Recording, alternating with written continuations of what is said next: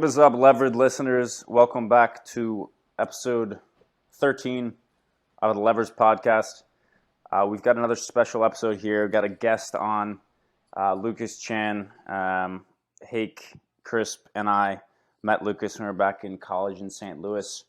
So today we're going to talk about, very broadly, China and its role in sort of the mega political climate.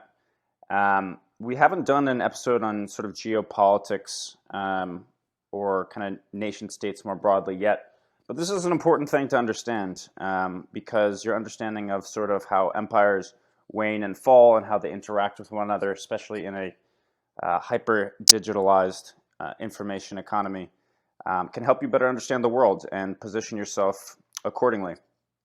So with that, Lucas, if you don't mind giving us an intro. Yeah. And we'll go from there. Yeah, thanks a lot for having me on, guys. Good to be here to talk about this China. Just briefly, I lived in China for the past 5 years, really 4 years, and then 1 year working remotely, working for the Carnegie Endowment for International Peace for their Beijing center called the Carnegie Tsinghua Center as a foreign policy research analyst. So kind of help understanding, what is China's foreign policy, and kind of how are they pursuing their foreign policy across different regions of the world. In terms of how I got there, I started taking Chinese in 9th grade when I got into high school, and it's just something that I've continued since, including in college. I just kind of fell in love with the country, the culture, the politics, the geopolitics. It all just fascinated me, and so when I graduated college, I kind of made it a mission to get back to China. I spent 2 years working in New York at Goldman, doing like investment management, and just kind of decided that I wanted to be on the ground in mainland China, working on kind of issues that I saw as substantively really interesting. And so after 2 years, I moved to Beijing and been working at the Carnegie Tsinghua Center for the past 5 years. That was kind of a bad introduction to myself, sorry. But I will just say briefly, the way that I just want to say this so that it's a topic we talk about later, the way that I got reconnected with you guys after college, besides, intermittently discussing some China-related stuff, is I saw Hake posted a video about yield farming at a time that I wanted to get into yield farming. And I reached out to him and, he kind of took me down the yield farming rabbit hole, but he didn't let me know that it was the degen yield farming. I took you into Titan, I think. I went straight from low yield farming to degen yield farming, and I missed the legitimate yield farming aspect of it. So I took you right into a rug pull. Well, yield farming is the great leap forward. So we're all in it together. So Lucas, let's start off with one broad question to kick it off, and then the lads will hop in with whatever they're intrigued by. So I guess I have two maybe interrelated questions, but as an American who, granted, was fluent in Chinese and always been interested in the culture, it was more natural for you to go over than the average American, but still probably a little bit shocking in some ways. What was it kind of like to go over there as an Anglophile? And then kind of a follow-up, what do you reckon is one of the biggest or a few of the biggest misunderstandings that the Western world have about life over there or about China in general? It's a good way to start it. So, to be completely candid, and this is like a really vivid memory for me. Like the first day I arrived in China, I was like euphoric, 5 years ago. And it really was actually a super easy and smooth transition. Just because I think if you can speak Chinese and if you have an open mind, China is like an incredibly welcoming country, and Chinese people in general, especially if you speak Chinese, they're really interested in like learning about you, your background, and especially what you think of China and how you view China. So to be perfectly candid, it really wasn't that difficult. I definitely will caution though that that's not the normative view. I mean, I think I've met so many foreigners who moved to China, really excited, and after a week are just like, where am I? What's going on? It's a totally different culture and environment. And it can be a difficult place if you're not open-minded and if you're not willing to kind of like dip into and understand their culture, because it is such a distinct and powerful culture that you're not going to be able to go to China and live as an American unless you're only surrounded by other Americans. And if that's what you're doing, it's like, why even live in China in the first place? So I hope that answers the first one, but I'm happy to kind of dig into it deeper. In terms of misperceptions, I think there's a lot. Probably the one that stands out to me the most in talking with people in the United States. I've been back here for a year or so. And one of the things that's really stood out to me is how hawkish American opinions of China have become. Even myself, I see myself becoming incredibly more hawkish on China policy just as a result of not being based in mainland China anymore. But when I talk to a lot of these people, they seem to have this view that China is this kind of monolithic country that is like a well-oiled machine. And, the Chinese Communist Party says one thing, and there's like perfect mechanisms in place that then implement that policy and carry it out to perfection. And that's just simply not the case. I mean, it's one of the most populous countries in the world with a sprawling bureaucracy that is oftentimes disjointed and not coordinated. And it faces a lot of challenges in terms of how it's going to be able to administer the country going forward and maintain economic growth and pursue a foreign policy that makes it more comfortable in the international order that we have today. And so I just always tend to push back on this idea that the Chinese Communist Party has this master plan that they're going to be able to execute to perfection, because to be honest, just, having lived and worked in China for, over 4 years, it's quite disjointed and hectic there a lot of the time. And they're going to have a lot of challenges going forward. There's a saying, it's like 上有政策, 下有对策, which is like the top has its policies and the bottom has its opposite policies. And it's often used to describe kind of the dynamic between the central government in Beijing and the provincial governance across China, basically saying that, they're always competing with each other. Their interests often clash. And so I think, it really just speaks to the need for a lot better nuance and understanding of the internal dynamics of China and how it operates. And I'll just close by saying, all of that aside, one of the biggest difficulties for China is creating a system in a country where foreigners and outside observers can understand what's happening, because it is a very closed system. And especially when it comes to politics, it's basically like a black box where you're kind of just have no idea what's going on at the deepest levels. And then you see little signs in terms of policy adjustments or promotions and kind of have to interpret what's happening. That's Yeah, I mean, super interesting, because I do feel like Americans and like the narrative almost treats China like a super AI that Yeah. anything they want to do, they can achieve, like top down dictate. And then every kind of analysis or in like mainstream news starts with that. Like, if China at the top wants to do this, then everyone follows suit, and they have just solved all coordination issues. Um, Yeah, exactly. And it's just simply not the case. And that's not to say that there aren't instances where that happens. That obviously they have a very, the government does function well and they're able to do things. But, it's just to say that it's a much more complicated picture than any kind of the black and white narratives that I think are more prevalent in the Western media. It is interesting. We do get little slices of insight into the mechanics over there, and I think like the very broad brush is it's top down, it's efficient, and it's a machine, right? It's like some combination of that is what Americans and Brits and whoever else get. But I also think it is all relative. So you talked about how the plan doesn't just trickle down into existence and get executed flawlessly, right? There's a top down, the shang, and then there's the bottom up dynamics, the xia. And it's still comprised of human beings that'll have their own incentives and desires. But like, at least during COVID, you saw that, the Chinese were able to mobilize hospitals sort of overnight, and, certain,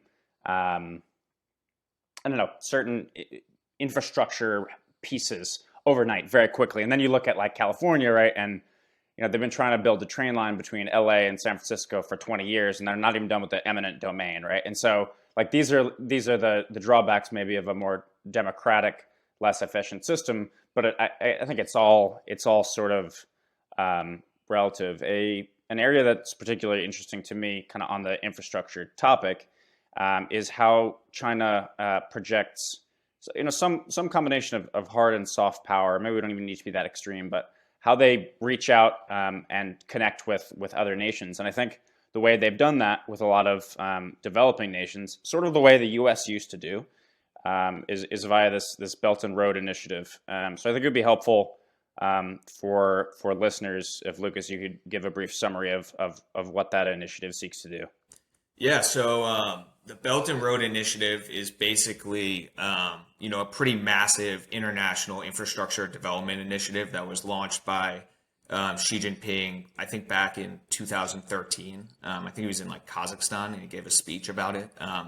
And the Belt is basically like a series of land corridors, and the road, which is kind of ironic, is a series of maritime corridors to kind of create economic linkages and supply chains between China and the rest of the world. And so it's, in recent years, it's taken on a geopolitical tinge where it's seen as a way for China to kind of, get leverage and build economic and political relationships with countries so that China has greater international influence. But I think, initially it really started out as a way for China to say, listen, we have these, massive state-owned enterprises and huge industrial complexes, tons of raw materials, and we need to figure out a way to more efficiently use it. And there's a, 30 or 40 trillion infrastructure gap in the developing world. Let's get out there and let's start, helping develop our own industries and our own economy by helping other developing countries develop. And interestingly enough, the way I was actually exposed to the Belt and Road Initiative first, and it wasn't called the Belt and Road Initiative at the time, was at WashU in St. Louis. In my summer of my sophomore year, I got a research grant from WashU, and they sent me to Kenya to basically intern for a Chinese overseas engineering company called Kovic that was building roads and runways in Kenya. And I basically interned with them for like a month and just kind of wrote about what were the challenges and opportunities that they were facing. And at the time, it was basically that they were coming into the country and they were providing like excellent and really efficient development of infrastructure, but they weren't developing the local economy at all. They brought in all their workers from China for the most part. For most Kenyans, the only opportunities they had was low-level like wage labor. There wasn't like management training programs. And then they were also importing all of their resources mostly from China as well. So they weren't even helping to, they weren't even like using Kenyan resources. And so it was kind of like this balance between like, listen, we're getting this great infrastructure, but long-term, like we're not really getting the type of job growth or economic growth that we might need out of this stuff. And interestingly enough, a lot of those challenges are still challenges that many projects in the Belt and Road Initiative are facing today. That said, I'll say, I think my own view is I don't view necessarily the Belt and Road Initiative as an inherently like nefarious project. I think it's really gotten like blown out of proportion. I think basically what happened, there's a lot of talk about debt diplomacy, that these Chinese, companies go abroad. They, get a contract for a project that is not doable, and in return they get like, claim on land in a certain country, or they get access to natural resources. I think what happened is basically Xi Jinping came out, said, listen, we're launching the Belt and Road Initiative. Like, this is what we're doing. And like we were just talking about, everyone, below him kind of like suddenly was like, oh, whoa, like Belt and Road Initiative. Like, what does this mean? Like, what should we be doing to like be in line with promoting the Belt and Road Initiative? And for many companies, they saw, wow, this means we can get really easy access to capital. We can expand our customer base. We can expand abroad. And they were just like, all right, let's go. And they just all went abroad. They went into Africa, Southeast Asia, these countries where it's incredibly difficult to operate because of both the economic environment, but also the political environment. And they kind of just were out of their depth. And so, 4 to 5 years after the initiative was officially launched, we start to see these cracks. We started to see these projects that were way overdue, that, were piling up debt. And it kind of coincided with a period when international perspectives on China were hardening. And so the confluence of those two narratives led to this idea that the Belt and Road Initiative is this nefarious geopolitical project. When in reality, I think it's just a massive infrastructure development project that kind of got off to a rocky start and now is in the process of kind of reforming to be a more efficient, to put out better projects. That said, I do think obviously there is a geopolitical component to it. Like, obviously, in China's eyes, it's great to have economic and political relationships with as many countries around the world, so that, especially in the current environment, as attitudes harden toward China, they have people they can call on to vote for with them in the United Nations or to join other multilateral forums that try and hedge against the type of kind of multilateralism we're seeing come out of the Biden administration. At the beginning of that, you talked about how when these infrastructure projects were rolled out, one of the tricky things to do was balance the efficiency and progress of these projects with ensuring that that progress is accompanied with some local development of the economy and providing quality of life and opportunities for local employees. And I can see how that would be a super, super tricky balance. And in combination with the fact that, China was doing this so quickly, how the narrative, at least in the West, has been as negative as it is. I'll give an anecdote, and I wonder if you can speak to the implications more broadly. When I was in Istanbul, I was on a ferry, and there was a lot of folks, I think from Algeria, somewhere in Northeast Africa, where I think China has a few initiatives, whether they're dams or energy production facilities or trains, I'm not sure. But a lot of these folks, their third language was English, and their second language was Chinese, their first being either French or whatever local African dialect. And I was like, what's going on here? And they're like, well, we were paid to learn Chinese. We got education for free if we were able to demonstrate some proficiency in Chinese. So it's super easy for me to fall into the deep criticism of this projection of power. But an anecdote like that, take it for what it is, suggests there is some balance being struck. There is, some progress towards something that is not, purely feeding the sleeping dragon and all its needs.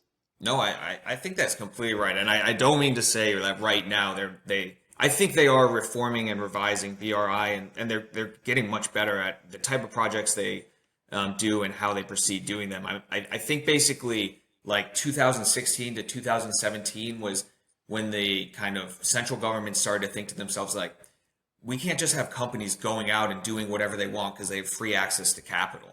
We need to really do this in a much more methodical way. And so I think now, basically from 2017 to kind of 2018, I can't remember the exact years. It was right before basically like this huge Belt and Road Forum conference that was held in China. We saw it was pretty quiet on the Belt and Road front. And I remember talking to a few scholars, and basically what they said is, listen, like we're in our think tanks, we're in our policy roles right now, just like looking at what we've done wrong over the past 5 or 6 years and how we can fix that going forward. And so just because you don't see a lot of new projects coming out, just because kind of there's not as much media and propaganda around the Belt and Road, it doesn't mean it's dead. It doesn't mean that it's failed. It just means we recognize that, things haven't gone as smoothly as they should have, and we're trying to fix that. And so I think kind of your anecdote speaks to examples of that. I also just think your anecdote is a good example of the reason that the Belt and Road Initiative works, like the reason that it has been as successful as it's been, is because China is providing something that the world genuinely needs. And these countries are desperate for investment and for infrastructure. And until there's other countries that are able to provide it at kind of the scale that China does, they're going to look to China for this type of investment. And especially when China does it on, even if they're giving out mostly commercial loans, if they're doing it in a way where there's not heavy restrictions on how those countries have to govern or, human rights, more of these sensitive issues, that's going to make them all the more willing to sign up. Right. Why do you think China is so much more effective at building infrastructure than the US? Or at least that's kind of the take over here, right? We just went through COVID and we kind of couldn't spin up any new infrastructure. So we had to basically shut down everything to not overwhelm our health infrastructure. Whereas like the narrative is that, yeah, China can just build new capacity so quickly. And then also this Belt and Road Initiative, it sounds like they're able to go in and help build out infrastructure in countries way faster. So I'm kind of interested why you think that is, or if that point is even makes sense. So I don't know. It's a good question. It's something that so I don't know. I don't know the exact answer. My own view is probably that China has just, spent the past 40 years basically building the exact same infrastructure in their own country. So they have massive capacity to do this type of infrastructure development. The US, we built most of our roads and bridges and stuff a long time ago. We don't have, these massive organizations that are purely devoted to those type of activities. So for China, I mean, a lot of these companies, especially if you look at things like high-speed rail, like that is what they do and they excel in it and they're amazing at it. Chinese infrastructure, as most people will tell you who live in China, is pretty incredible. So they have the expertise and the know-how to do it because they've been doing it, consistently for the past 40 years. I think where, so I don't know why the U.S. isn't so good at it. That's one reason that would think to me. I mean, I think where China kind of falls into a trap is the idea that they can simply just take what they're doing in China, take that expertise, and go into a very difficult, market or political environment like somewhere like Pakistan or many of these African nations, and just replicate the exact success they've had in China. And so I think that's that's where they're facing the biggest challenge. And to be honest, like, I don't think the U.S. wants to be. I mean, I don't think you could go to any U.S. like contractor or private company and be like, "Hey, we want you to go to this, developing country. It's a very risky political environment. We're not really like sure. We don't have like kind of the contacts on the ground to like make sure that you have all the access and stuff that you need. But just go try and build a road." Like, I think most U.S. companies would be like, "No, why would we do that?" And the CEO of Huawei, this guy Ren Zhengfei, he's pretty candid when he speaks, and he was talking about why Huawei is so successful, and he said exactly this. He was like, listen, at Huawei, an African nation comes to us and says, we need you to build like a telecommunications center in the middle of the jungle, within like the middle of nowhere with no access to anything. It'll be an extremely difficult project. And he's like, my team and I are like, all right, let's go do this. Let's go tackle that. He's like, if you talk to any European or Western competitor, they're going to be like, no way are we willing to do that. So China's been willing to kind of jump into these really difficult projects, and they've had some successes, but it's also led to a lot of setbacks. I think you alluded to two interesting points there. One was the last 40 years, China's been honing the process of how to efficiently build good infrastructure. But the second one, which I think is maybe even more interesting, is they have a taxonomy of corporations, whether public or private, that specialize in certain things, right? And it almost sounds like it is it's a specialization of labor within the public sector, right? And we ostensibly have that. Like, we've got the FDA and the FCC and all that shit, but they're not really doers, right? They're regulators. We don't have the equivalent of like a ICBC, right? Which knows how to combine capital markets and infrastructure creation. I think that's sort of an interesting combination that might explain some of the kind of lackadaisical performance on the infrastructure front. I mean, what's sort of shocking is that our ability to spend fiscally, it doesn't end up going to anything infrastructural. That's what sort of like just blows my mind. Like, it goes to a whole bunch of shit, whether that's projecting actual hard power abroad in the military or education or welfare. But for some reason, infrastructure gets the short end of that stick, which is maybe fine for like a little bit until the next president comes around. But like, over the long run, like we need to get places. Like, we need high-speed rail. And if other nations, whether they're doing it in a top-down manner or whatever other pejorative you might want to use, are getting it done, ultimately building infrastructure does make the lives of businesses and consumers better. So that In, sort of baffles me. incoming crypto rant, but there's this kind of famous idea called the Trifens Dilemma. It's about how in like this globalized world, there needs to be a global currency. And for there to be a global currency, you kind of need to always be creating more of it to keep the liquidity going. And so whoever is the provider of that global currency ends up with the cheapest money, and so they can import all their manufacturing and goods. And so people kind of have were worried about America, post World War II, and then also with the petrodollar. They were basically like, because we are providing the global currency with USD, we can just import everything we need, and so our manufacturing capabilities have just gotten weaker and weaker. Um, and it's good for consumers in the short term, right? Because we always can issue cheap debt, and we can always buy more. But then it makes it very hard for us to build our own stuff. And now we're starting to approach this point where it's like we actually can't really build any of our own stuff, right? And eventually, people are going to move off of the dollar. So it's kind of almost like parasitic. Like it helps us in the beginning, but then other countries are getting strong off of it. Like China's taking advantage of all that money to actually build out manufacturing capacity, which is pretty crazy. I mean, so yeah, I completely agree. And I think it gets to this interesting period that we're in right now where basically like the kind of like paradigm or the relationship you just described, Chris, is that's fine when China is not your biggest geopolitical competitor and, something that you've seen as having exposure to them as a vulnerability. That works great for the United States. But then once you suddenly decide, wait, actually that country where we buy everything from, that makes everything for us is potentially like long-term strategic competitor, that kind of viewpoint doesn't work anymore. And suddenly you have to rethink all your policies. And so I think we're going through that kind of rethinking right now. I think especially the Biden administration has really, like, if you look at the type of rhetoric they put out and the type of policies they put out, it's all behind this idea of making the U.S. run faster, not making China run slower. So it's this idea that we really need to reinvest in ourselves in order to kind of get back or, get the U.S. back chugging along. The luxury of having Shaker, you gonna say something? Yeah, I don't really know the right way to ask it though, but like,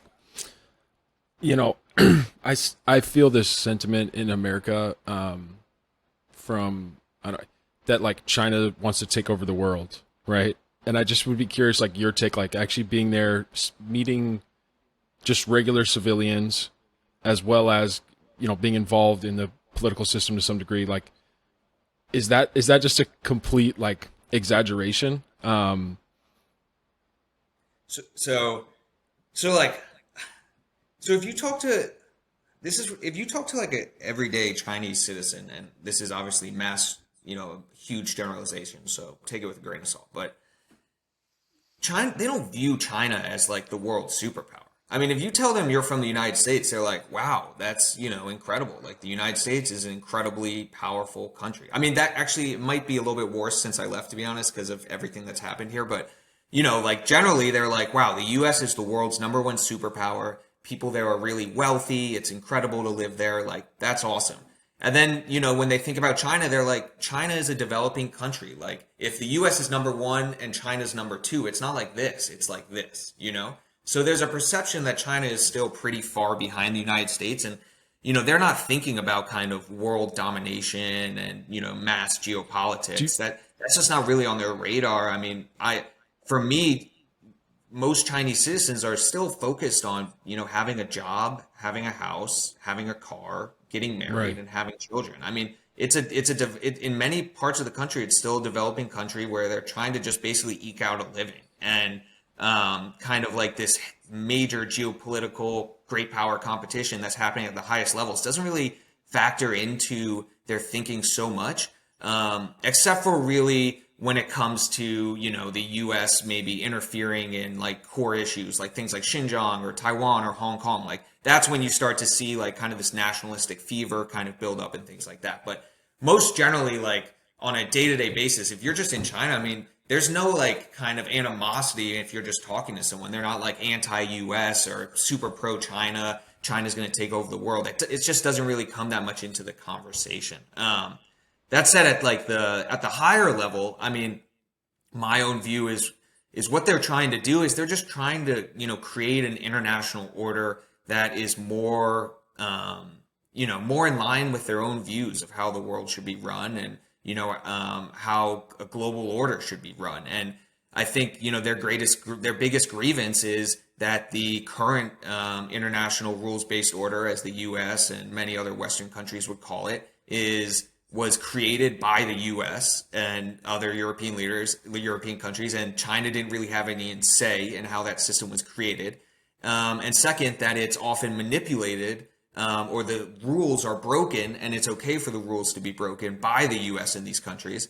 But when China does it, it's not okay. And so I think if I think about, if there is a grand strategy of China, what I think it is it's, to continue to kind of like slowly rebuild and reform and recreate an international order that reflects China's greater power and influence and is respectful of Chinese views of the world. Unfortunately, those views of the world, when you get down to the most fundamental level, they conflict pretty heavily with the way that the U.S. and other Western countries see the world. And so that's where you get this conflict. I feel like when I first moved to China, I was super naive because I was always like, oh, people just don't understand China. They don't want to take over the world. They just want the world to be, more in line with how they view it. But, then as I started to think to myself, well, what does that mean? What does a world more aligned with Chinese interests mean? That's when you start to get a little bit, that's when you start to see why there's this conflict and why there's these kind of divergent views. And can you dumb it down for me and how, at the fundamental level? I mean, I kind of have an idea, but what is that difference, or what are those differences? There's a lot. I mean, I think the big one really is basically non-interference in another country's sovereignty. I think Henry Kissinger has this line in his book World Order that's like, Asia is like this is misquoting, but it's similar to this. It's like Asia is like the perfect practice of like Westphalia, where everyone has their own nation and you just don't interfere in their nation. And that's like the basic order. That's the basic unit. And so I think for China, for them, it's like it really aggrieves them when the U.S. thinks it's in a position to say, hey, what you're doing in Xinjiang, or hey, the national security law you've implemented in Hong Kong, that's not okay. If you say that to a Chinese expert or policymaker, I mean, their response is going to be, listen, that's part of China. That's our own issue. We're dealing with it in a way that we think is right. That's none of your business, and you don't have the right to tell us how to deal with it. So I think that's kind of like the fundamental kind of difference in views. I think it's very widespread. I think the negative views that American civilians have of China, it sounds like it is less so in the other direction, although that could be anecdotal. I think it's a little bit concerning during the pandemic, the backlash at a civilian level against Chinese Americans and just Asian Americans in general. Again, might be a testament to just the spotlight effect that the media has and them drumming up narratives that don't actually represent reality.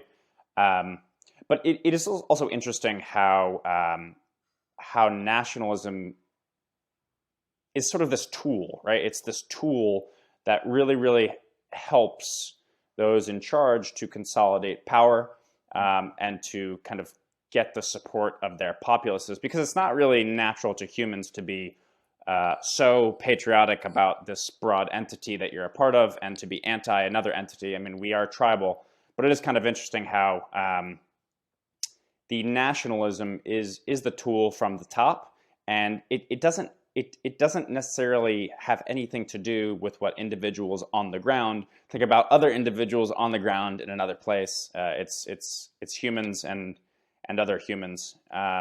So I think it's important to kind of remember that if you're a patriot, do it for a good reason. Think about what that means. Think about what the implications are, and who has an interest in you being a quote unquote patriot. Yeah, no, I think that's a really valid point, and I think I always explain kind of the U.S.-China competition and rivalry that we see today as mostly at the government to government level still. It's something between the two governments for the most part. It's not so much like American people hate Chinese people and Chinese people hate American people. And I think, maybe it's getting a little bit worse, but I think if we can kind of prevent that dynamic from happening, then, there might be a way to like kind of maintain some semblance of maybe a productive, constructive relationship between the two countries. But I also think, TJ, I think it is really important to not underestimate the degree or the power of nationalism and the widespread view, or maybe not widespread, but this strong conviction and view in China that, they basically had everything taken away from them. And completely, they were completely humiliated, their century of humiliation. And they're now building back their country to be better and stronger. And I think that really creates this dynamic where they are so sensitive to internal interference in China because they're so wary of that, of what happening, in the 1800s ever happening to them again. Yeah. I feel like that's pretty interesting compared to America, where definitely like half the narrative is how basically the system has hurt people and we should kind of redesign the system internally, right? Like a lot of Americans are anti-American, and I think part of the reason is because we're almost entering like a period of decadence, in the sense that we've done so well. We're kind of living in like a post-scarcity world where everyone's needs are taken care of, and then we're looking around and we're like fighting internally.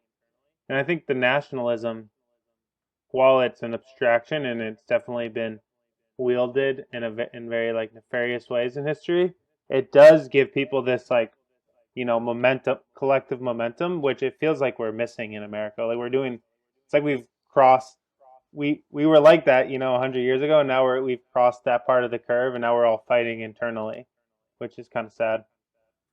Well, it's also and that's a really interesting point, and I think it just makes me think though that one of the greatest strengths of America is this capacity for self-criticism, and like that often it's like a trope at this point, but basically that hopefully allows us to like correct the system and put it back on a better track. And in China, you just don't have that capacity. The being critical of the party is not really an option, and so on the one point you can maybe see it as a weakness, but another point I think it's a huge strength of the U.S. And hopefully something that helps us over the long term. I'd be curious. This is more of like, I guess it's like a cultural question. Do you think, and I kind of hate generalizing, right? It's not like all Americans are the same or all Chinese people are the same, obviously. But, like I said, I said it before the podcast, but about half of my team works in China, and I interact with them pretty regularly. And we did like a company Zoom party or whatever, and we did like a talent show. And I felt like it was way different than when I had done like these Zoom happy hours with my last company where everybody was American and lived in St. Louis. And I kind of got this sense, and I don't really know how to put into words, but like it was like more community oriented, if that makes sense. And I just want to know if that's like something that you've experienced, or if that's just like me completely like projecting something that doesn't really exist in Chinese culture. No, I think like so I think the way that I view it is that in China, I mean, like, because it's a developing country and many people are like, they need to make money. They need money. So they are working all the time. And so, I was working in a half American, half Chinese company, and our culture, I would say, was kind of a blend of the two. So it wasn't a good representation of what working at Chinese company is. But what I can observe from like friends who worked at Chinese companies is, there's this, you're constantly surrounded by your coworkers because you're working so hard. And so your company kind of becomes a big part of your community. And because you're constantly working so hard and at the office, like you base a lot of the things that you do are centered around your work, your social activities and things like that. And so, I'm that's funny. You guys did a talent show. I mean, that is just like classic, typical, like, China work event, like a talent show. Really? Is it? Yeah, like putting on some sort of or like performance or like doing a practice dance and showing off. Like Which is very different, you're right, than in the US. I mean, China has this thing called, it's called the Nianhui, which is like at the end of the lunar calendar every year. So during Chinese New Year, like basically every company holds these like massive galas where they like rent out a ballroom. Like every work unit like does basically like prepares a dance or a song or some sort of performance, and like they have the whole day off and they just like go and eat a huge feast and everyone like performs, and it's their way of saying like great year, like we've done a lot together. It's kind of like a much bigger version of like an American Christmas party and a lot more formal, you know.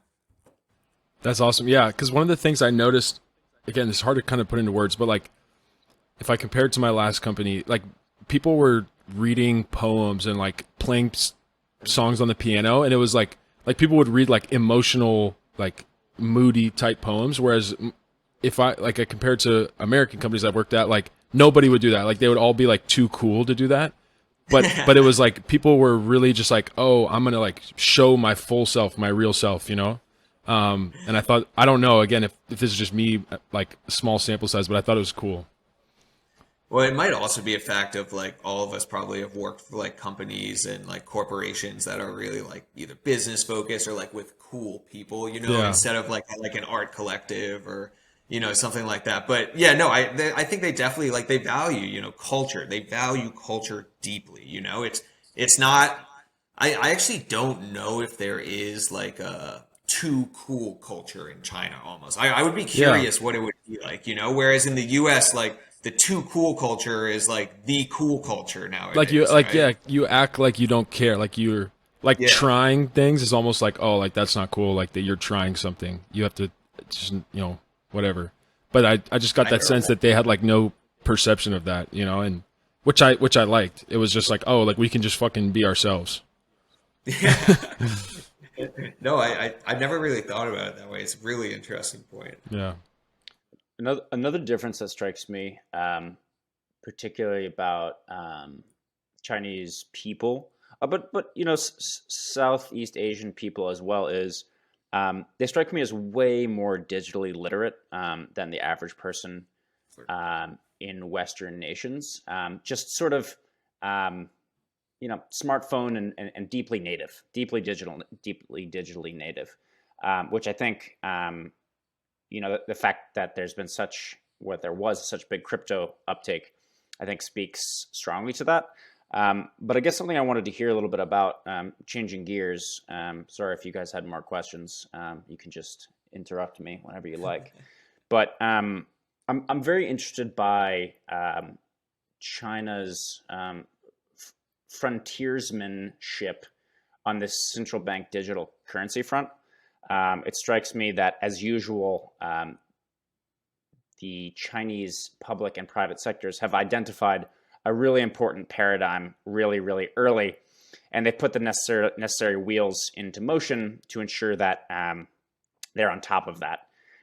So, kind of, what do you view the roadmap of the digital yuan being, and how does its importance fit vis-a-vis broader crypto, and kind of the leverage and mining crackdowns? How do those things fit together?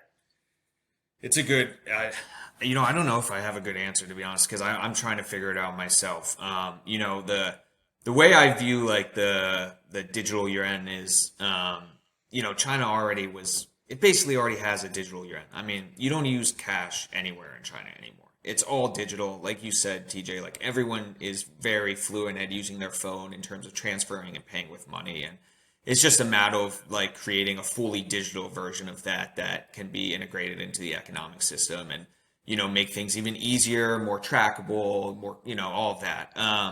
The biggest argument I always hear for like why China is creating this digital yuan is like they want to internationalize the RMB and this will make it easier. And I don't know if any of you guys have the answer to this, but I mean the question that always comes to my mind is like, why will creating a digital version of the RMB make internationalization of it easier? Because at the at the most bottom like fundamental case, it's still backed by the Chinese government, right? And the reason people don't accept RMB isn't because it's not digital. It's because they have a lot more trust and conviction in the U.S. dollar over the RMB. So that's something that I'm kind of grappling with in terms of like versus, and I'd be interested if you guys have any viewpoints on it, but in terms of like the like intersection with what's happening in Bitcoin and mining and things like that.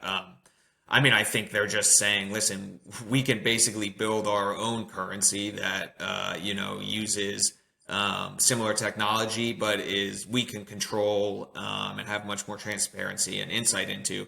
We don't have a need for like a decentralized Bitcoin that could be used to get money out of the system or to do nefarious things. They just don't really want that. There's no place in their system for that type of a currency. And especially that fact is exacerbated by this idea that Bitcoin and all the other blockchains or cryptocurrencies are in like very nascent and super volatile. And one of the like biggest, China has like these three challenges that they're facing, I think, and like it's like poverty alleviation, environmental degradation, and like financial stability.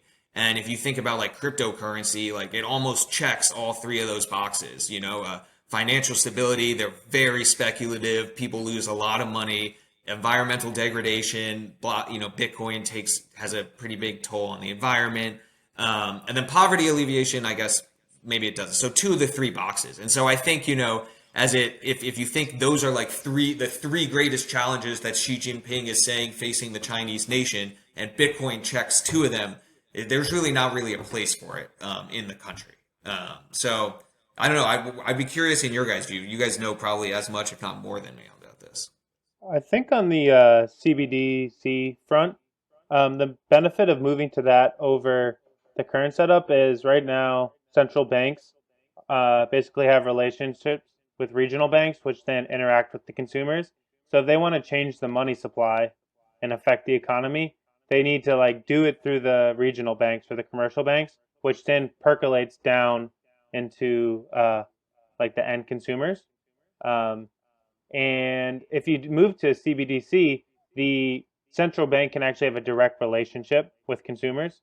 And I mean, for China, if they're controlling the order book that directly, and if someone does something wrong, instead of going to like a commercial bank and having them shut down a person's account, they could literally just do it from the central bank. Like they can move debit and credit money however they want. Um, so that's kind of why CBDCs, like people are starting to think about pursuing them, because the old setup where you have the central bank that interacts with commercial banks is from like the analog world, right? Where you kind of have this pyramid structure because like you can't have a central bank interacting with all the consumers. If you want to dig into that more, there's a good book called Layered Money, which kind of breaks down the history of how we got into this kind of reserve system. I mean, another thing layered money talks about is like I think that's right. Like the CBDC's value really lies in reach and speed. I think like payments settle so slowly in the U.S. that it takes a while to get your funds, and it takes a while to deliver funds to people that need them. I think a really important part about CBDCs for those nations that have or are on the brink of having reserve status is for a country like China, who is trying to build things abroad. They are trying to build economies abroad in developing nations that have struggled. Their governments have struggled. Their people have struggled. Is with a cryptocurrency wallet and a digital yuan, that money travels across borders at the speed of light. And I think in combination with the fact that you are sort of circumventing the middle layer between the Federal Reserve and the consumer, that could be appealing, especially if you're a civilian, if you're a laborer, that's part of a crooked government, a government that has their tendrils in a currency that they're inflating into oblivion, and sort of a kleptocracy that gives to those that already have wealth, and those at the bottom earn their incomes in something that's valueless. To be able to give them real value that's backed by a fiat regime that's a little bit more predictable than what they have, I would think would be compelling. Both of those actually make a lot of sense and have deepened my understanding significantly. Yeah, it's pretty interesting that, the world still runs on these kind of like analog bank systems where it takes days to settle. Internationally, it takes weeks to settle. Um, I think that's why, honestly, part of the reason why cryptocurrencies are inevitable, it's just like it makes the time to settle way faster, which actually causes a lot of issues in finance. Uh, no one ever like really dives into it and knows that's the reason, but I think part of the criticism of what crypto's doing. I mean, so much of the mind share of the criticism comes from individuals in nations that have the privilege of a robust currency, right? And one of the biggest uses for a CBDC or just any stable, universally accessible store of value, and I don't mean that in the store of value versus unit of account sense, just an asset of that means something, that has value, that can be used to pay for goods and services. So much of that interest is going to come from places that don't have that privilege. And for for a Chinese worker or for a Pakistani worker, an Indian worker who has gone abroad to earn in a higher wealth area to send money home, something like a remittance is not only slow, but there's a middleman, right? And so it's for those groups that I think these issues are most salient. And it's those groups where the adoption will really happen. And if either the US or China, via unroll of a CBDC, can access those individuals, and for those individuals, it actually makes a lot more sense not to be doing BTC and Ethereum things, right? Like that's great for like store of value. And if you have the luxury of speculating and storing wealth, what if you don't have any wealth? What if you're living day to day and you need to live for the next 24 hours with something that is not going to inflate 5% overnight? I think that's where it becomes all the more obvious, kind of to Chris' point, that crypto is not just a speculative phenomenon. It's solving problems for families that are struggling. I think the founder of, I think it was the founder of Maker. He did like a podcast essay. He basically like wrote an essay on why he founded Maker and read it on a podcast. It's really good, but he's Argentinian and he went back to Argentina and would constantly saw any Argentinian peso he was being paid in lose money within a few months or weeks even. And he was like, this isn't sustainable. And it just clicked for him when he started to see Bitcoin and Ethereum and stuff. He was like, this is a way to get around that. And that inspired him to invent Maker ultimately. But, for me, that was like a huge clicking point when I heard that, because I was thinking like, yeah, what you just said, I was thinking I'm like living in like one of the wealthiest countries in the world with like the reserve currency of the world. So many of the arguments about like cryptocurrencies, they don't resound with me because I don't really need them, because I've got dollar access. I get paid in dollars, But as soon as you're in a developing country where that's not the case, it makes the use cases make so much more sense. Right. Yeah. I think the geopolitics of money is super interesting. It's kind of just in like the background and we're watching it play out. But historically, since World War II, basically everything has run on American rails, which is Swift. And so part of like America's dominance is that they can just lock people out of the financial system and those American rails whenever they want. And so now you have China coming up and they're building their own rails and they have production capacity, which warrants it. So people might hop on their rails. And so you kind of have like big players seeing that, basically America, China, and maybe maybe the EU makes their own rails. They're going to try to control that because China doesn't want to run on America's rails, right? Especially if there's this antagonistic relationship. But then there's also other countries that don't have the production dominance to warrant building out their own rails and expecting anyone to use it, which is where then there's this third path, which is crypto. And it gets super interesting. It's like if you're a third world, or not third world country, but you're like a third party type player where you're not in the dominant role, do you go with the US? Do you go with China and make a decision? Or do you adopt both plus some other crypto rails, which aren't owned by anyone and no one can censor you on. And I think this is kind of Balaji's argument about like India, why India probably couldn't make everyone run on the rupee, but they're more inclined to like adopt Bitcoin, right? Because they're already using it for remittances and they don't want to hop on like US or China rails. That Heaney, I completely agree. It's a facet of the whole thing that I hadn't even like really thought about until this whole El Salvador instance, where like they could have chosen to go down the digital RMB path. Like they could have. They recently like revoked recognizing Taiwan and started recognizing China. Like I'm sure there were funds available for them to move off of the US dollar peg and into the RMB peg. And I find it really interesting that they instead decided to go down the Bitcoin path, and it speaks to like later down the road, like some of these even neutral cryptocurrencies, I'm sure will also have geopolitical implications, and it's going to be really interesting to see how countries kind of deal and navigate that, because it's going to get really complex. I think El Salvador is being touted as something that is empowering for the people that are there, and to some extent it is, right? Giving people access to BTC, which can't be controlled, is inherently helpful. But to the point, it does in a lot of ways make more sense that they would have adopted some sort of a stable coin. Oh, right? yeah, for sure. No, I don't agree with their rollout of this whole thing at all. It's just an interesting case, Yeah, so I think it like begs the question: if it's not for the people, then who is it for? And I think Bukele is a smart dude. He sort of took to Twitter as his mouthpiece, sort of like Trump did. But I think him, doing laser eyes and putting BTC in his Twitter bio is sort of a way to like drum up support from the younger generations, and the demographics there are much different than in developed nations. But I think potentially the more important thing is being the leader of Bitcoin adoption as a nation. It attracts wealth to your area. It puts eyes on your area, and if you can be a safe haven for wealthy individuals that are in high tax areas, then that's a very compelling way to draw wealth into your country.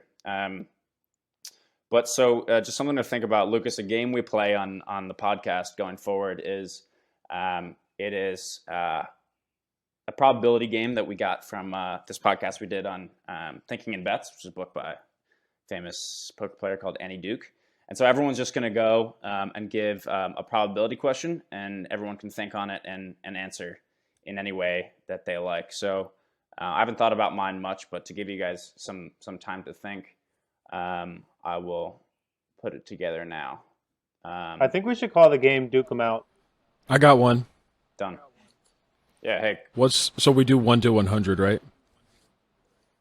Yeah. What's the probability that in the next 10 years we'll see a country adopt an altcoin as legal tender?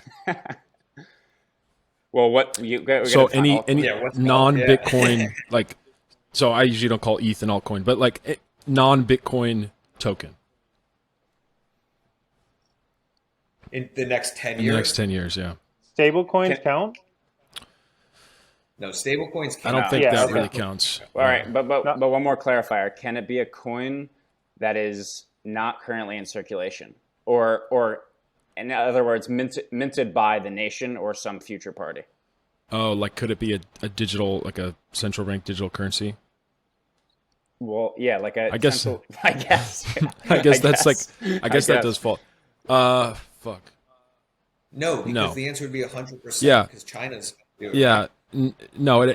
But the CBDC is different because it's pegged to an existing currency, right? We're talking about something that's freely floating. Oh, got you. But you're saying that a government creates one that's not pegged to a fiat currency? Right. Okay, I guess that would count as a shit coin. The MAGA. Get Trump back in power. Let's make the question if it's not controlled by a government. Yeah, it's like it's not controlled by a government and it's not Bitcoin. What's the probability? 3%. What'd you say? 3%. 3%? Yeah, I'd probably do like 10% at most. Yeah, I'd say 10. 100. That's what I would say too, like 20, 10% or something. But I could see it happening, to be honest. I don't know. Dogecoin, currency of Mars. Well, Hoskinson's trying to shill Cardano in Africa. I mean, I do. He's going to get a whole think the case- continent to adopt ADA. Dude, I would Cardano. I would actually could feel like. I honestly, like if it's one of them, it could be Cardano. I honestly, as much as I shit on Cardano. Does anyone have a Cardano wallet or have ever? Dude, I think Cardano could be this thing. I have a Cardano wallet. I love Cardano. What? Dude, I think Cardano could save the unreal. bull market, to be honest. Because they have smart contracts allegedly coming out. All right, This is so dope. let's change tack. Hake and Lucas defending Cardano, Crisp and Tej ripping Cardano. I think the case for countries adopting other alts as like legal tender is if you play out the geopolitics of like multiple world powers, it seems like countries are going to have multiple currencies or fluent in multiple currencies, right? So we're moving off this USD standard into a world where you might need the IT systems to accept multiple currencies. And so it's kind of like once you go from 1 to 2, what's the difference between 2 and N? You know? I feel like it's a fundamental, like we could enter a new equilibrium where countries kind of just learn to accept multiple currencies because they can no longer like only accept one. Potentially. But that would be the argument. I don't know about that. Wouldn't they just be CBDC or whatever currency agnostic, and then just build the back end on Ethereum rails as opposed to doing their own currency, adopting an alt per se? I guess accepting legal tender just means something works as like a first class currency. So if you exchange in it, you don't get taxed on it. Which, I mean, I could see people like if they're accepting Bitcoin, why would they not accept ETH and let people transact in it? Because they already are currency. I mean, yeah, I don't know.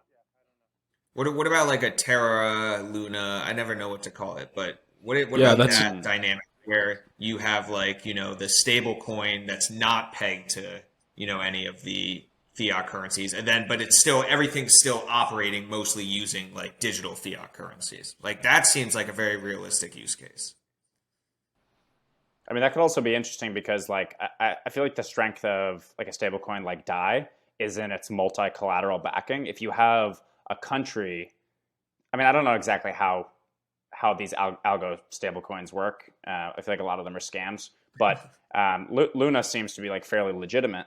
I wonder what it would look like if like an algorithmic stablecoin began to be adopted by nations who then use their FX reserves to add to the collateral base to stabilize that coin. It could be. That would be very interesting. I mean, that's how Luna works, isn't it? That's how you buy. And Lucas, Luna. you and I, or we were all, I guess, texting about it, but you were right, Lucas. I saw the guy who created Luna. He did a tweet storm about it.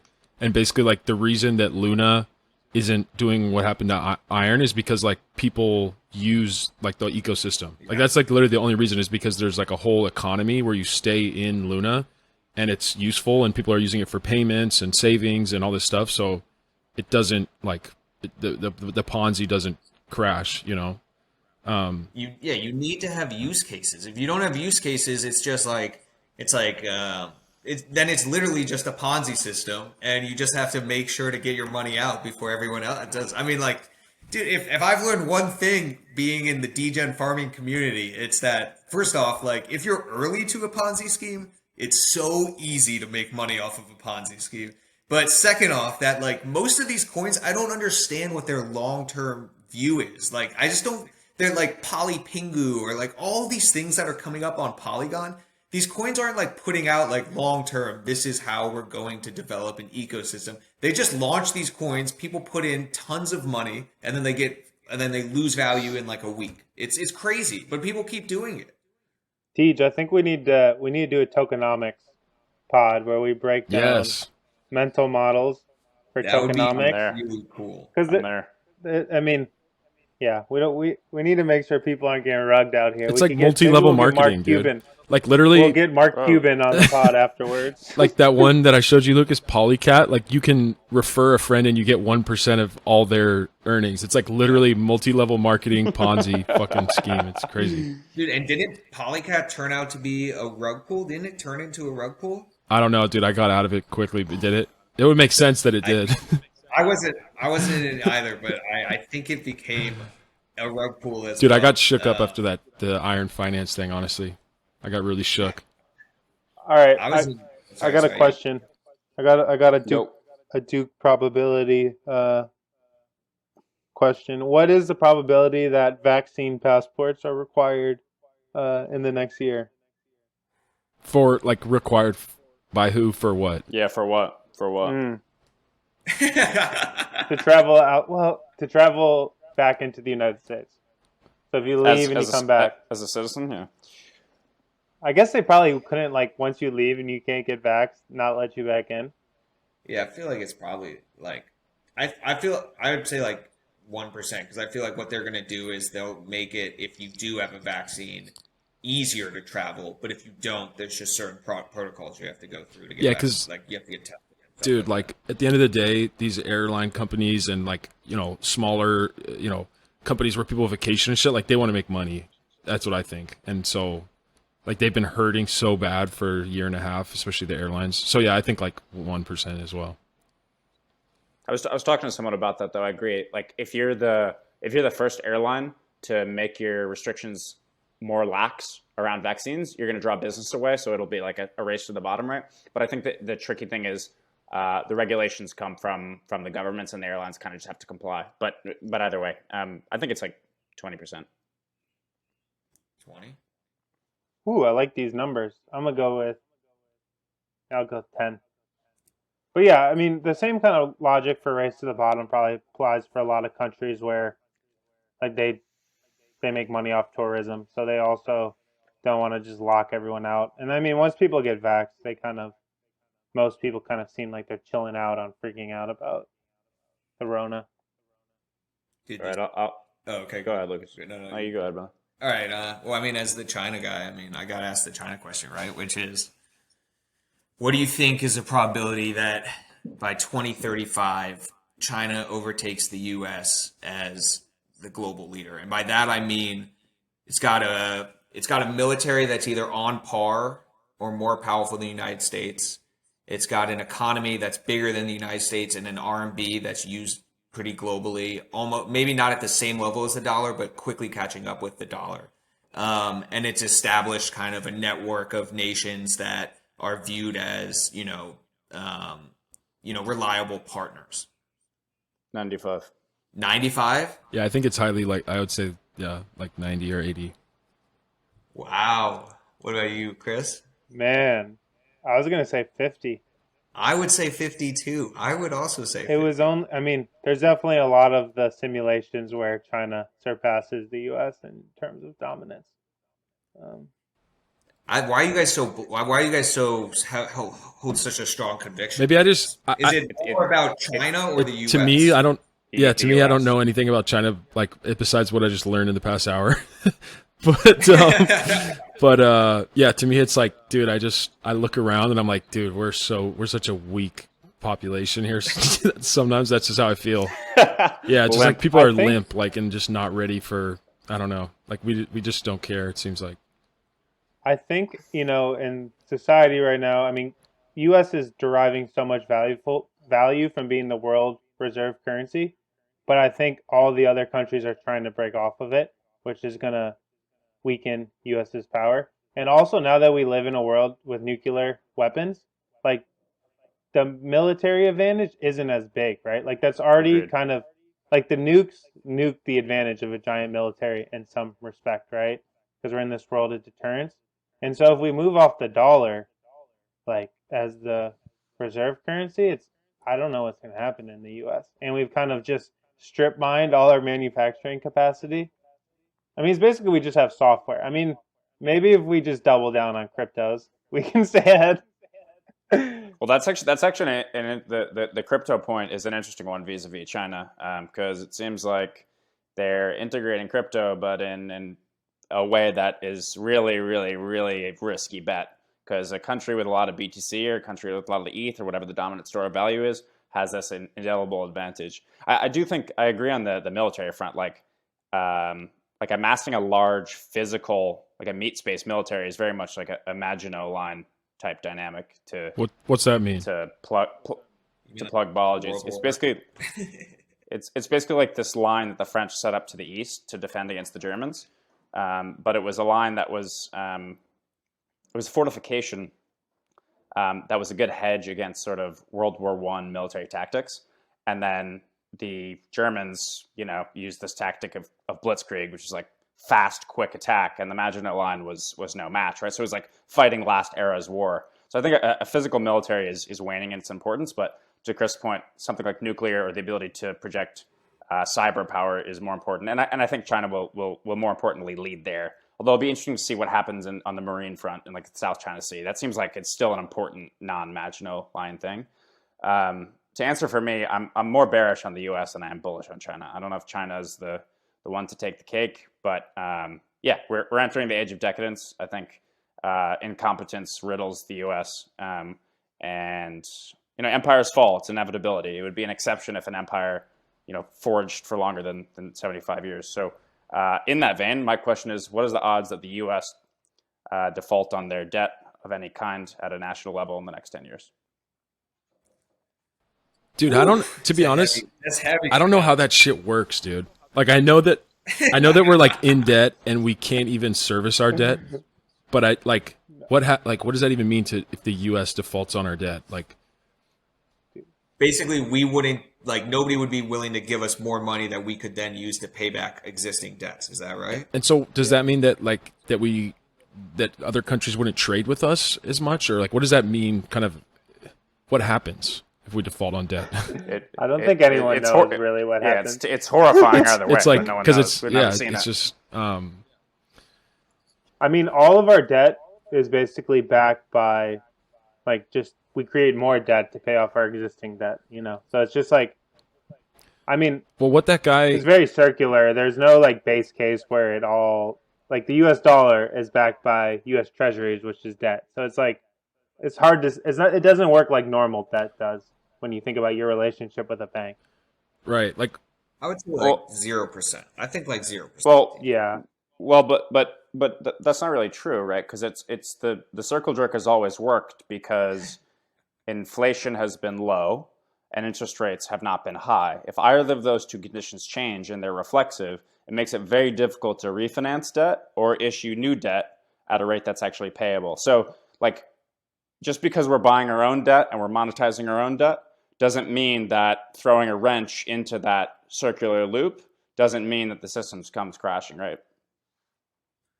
But I'm kind of I'm not super pumped about the direction the U.S. is going, obviously, and we have major issues. But I'm not I don't feel totally hopeless about the country as a whole. Yeah, I don't either, despite what it might sound like. Yeah, I'm thinking damn, we sound super negative. I think maybe we'll see what happens the next election and stuff, but there's a possibility we go in a better direction slowly, and it just takes a long time to do so. So yeah, I think I'd say 0%. I'm just saying 0% also partly because I don't want to see the world descend into chaos, and so I'd prefer to just imagine that it's not going to. Yeah. Self-preservation. I think for the boys. I think they'll just keep increasing the money supply, and they won't default, and then it'll be a peaceful transition into a multi-currency world. But I don't think they'll default, just because I think people part of the reason they make so much debt is so that they can keep issuing money for people to buy oil, and they need to keep expanding the money supply. So I would put it 1%. I'm hoping for peaceful exit from U.S. Global reserve currency status. But another Brexit from currency status. Yeah. Shake. Yeah, because I don't even understand macroeconomics, but from my very like naive view, that's what I would think too, is that it's like 1%, because we can keep printing and like devaluing the dollar, and as the dollar will get weaker against other currencies. But I just don't get, like, why would we default if we can increase the money supply? Because at some point, well, I mean, I think it's a good question, but I think at some point you may not be able to continue increasing the money supply. But that's just my opinion.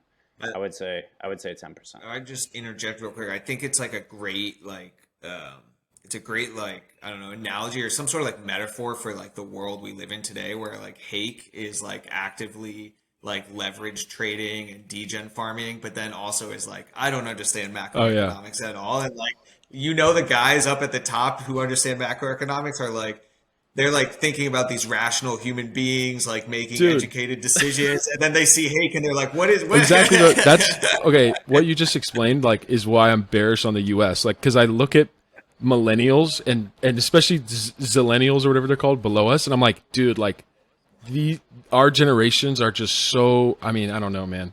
Like, I feel like a lot of kids, or we're not kids, right? We're like almost 30 now, but a lot of people my age like grew up like so like sheltered, like the parenting style like changed, you know? Like my parents were like beat as kids and it was like totally acceptable. And now it's like, you know, I got hit when I was a kid a couple times, and it's like people would tell me like, oh, like that's so bad, but it's like, I don't know, man. I just feel like it's a soft generation of like idiots who don't read books and don't exercise and like sit at a desk all day and like jerk off and then, you know, watch Netflix. It's just like, I look around, I'm like, man, like, you know, obviously there's people who are smart and there's people who are innovating. But I just think it's like such a small percentage of our population. I think most of us are like absolute zombies who've never even like questioned our reality. Like me, dude, and like with the leverage trading, dude, literally, like, it's a funny example. I trade these perpetual contracts, and I literally don't even know how they work. I had to ask TJ. I was like, literally don't even know how they work. I'm just like, oh, I know number go up or down, and I'm trying to make money, you know?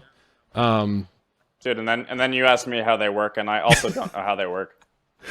Yeah, I have literally no idea. I just see you post numbers, and I'm like, it looks good, but I don't know what any of it means. Yeah, shorted Dogecoin. I don't think anyone really knows how macroeconomics works. It's so complex. I mean, of course they're trying to say it.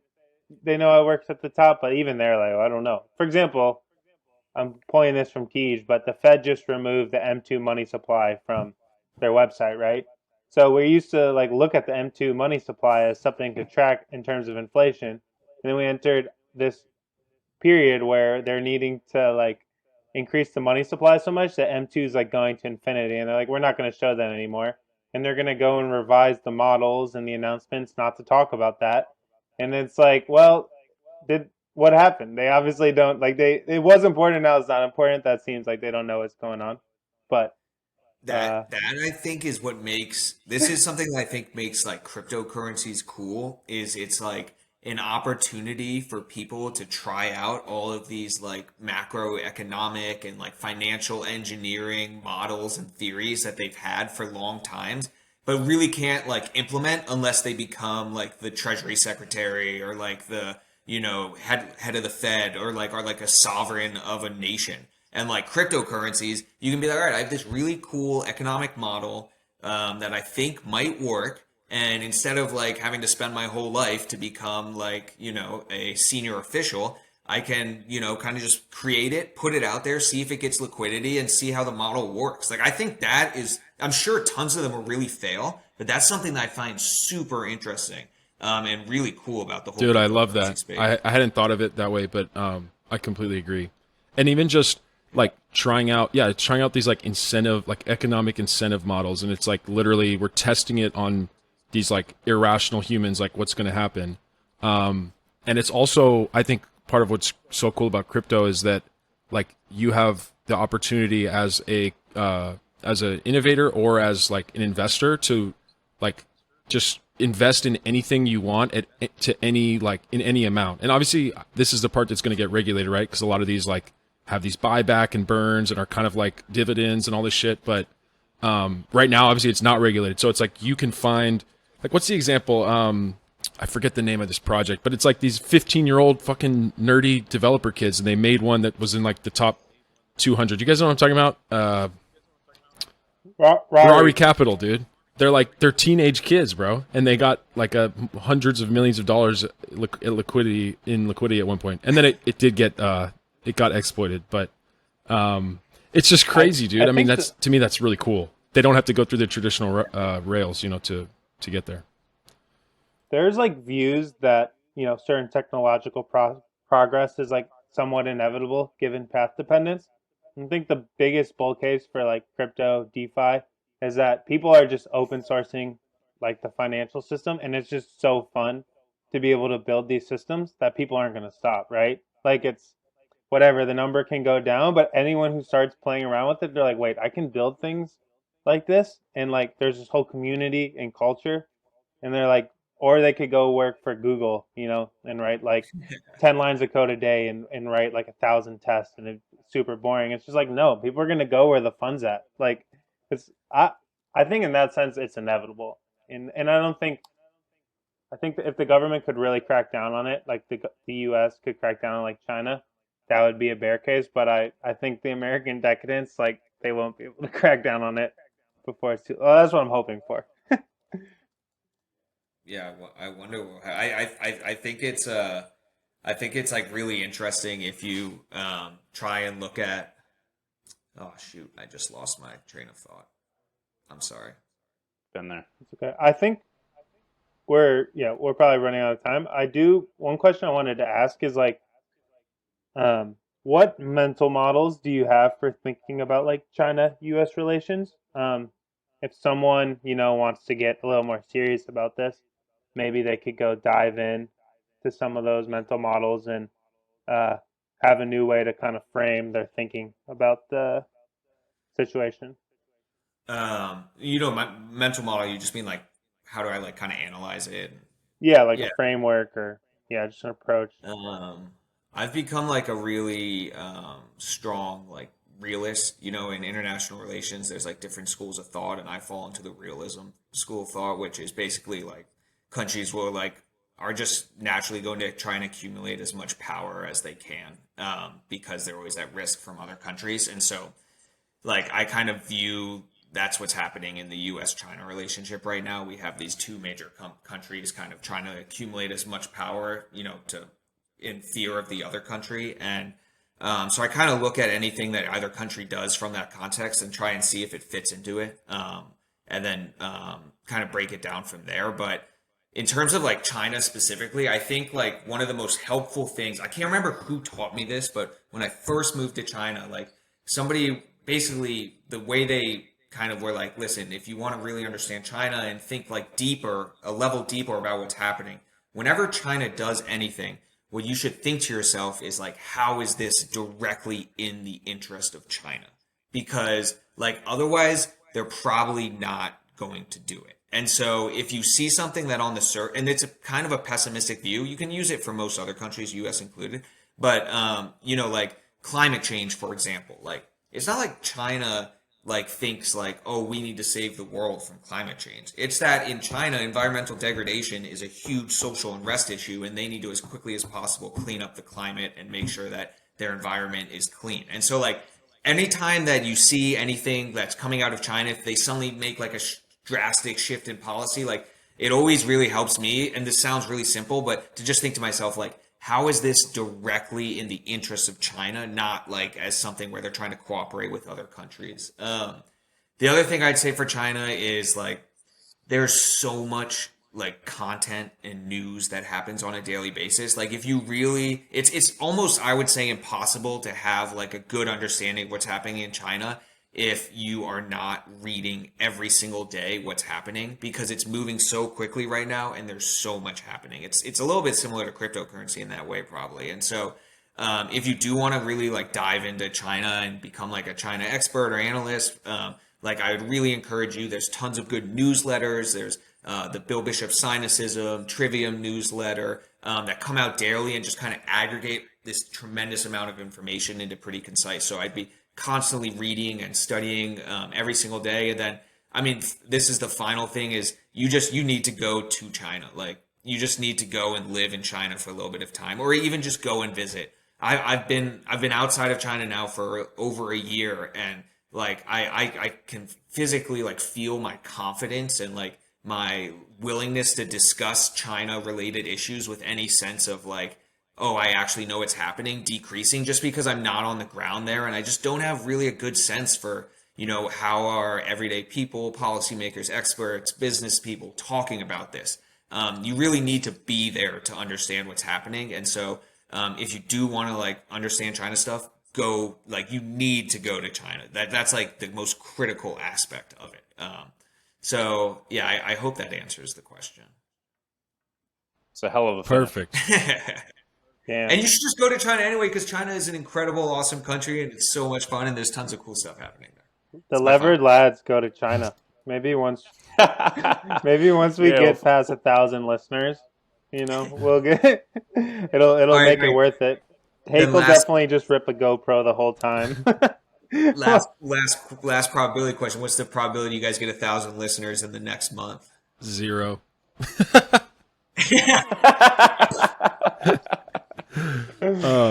Yeah, 1% maybe. 10%. Once we get this out, we're gonna get an ad, and it's gonna boost us to the top of all the China analysts, and then all those analysts that are also interested in crypto are gonna be like, "Wow, dude, that's true. This could be actually a really good one to promote." And I hate that I said 0 because don't want to be bearish on my own fucking podcast. It's like, what's the point? Right, you could still get to like 999. Cool. I mean, honestly, that's the good thing about the pod is we just love doing it so much and have so much fun that it's kind of like we have diamond hands. We'll be doing this 5 years from now. Facts. Still having a great time, and honestly, having people like you on, like just dropping alpha about China, like makes it all worth it. So, thanks for coming on, man. Yeah, thanks a lot for having me, guys. I'm happy to come on again, and I'll be watching going forward. It's a lot of fun talking about this stuff, and it's a lot of fun watching each of you guys on social media. You guys each have your own unique, hilarious personality.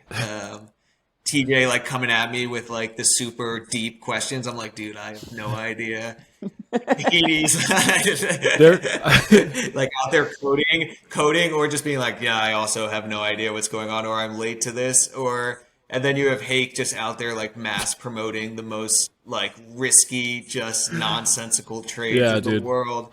Amazing. But I appreciate that each of you guys is like, or my interpretation is you're each doing this as a way to like keep yourself accountable and like educate yourself and educate others. And I think that's the best thing you can be doing. Yeah, dude. Wow. That was well said. And yeah, our three, like, I don't know, the three of us couldn't be more different in some ways, And it's like, I don't know, just look at the three of you right now. Yeah. But yeah, thanks a lot for having me, guys. I hope we get to see each other in person soon too. Yeah, awesome. Dude. Yeah, man, that'd be great. Appreciate you coming on. It's been a good ride.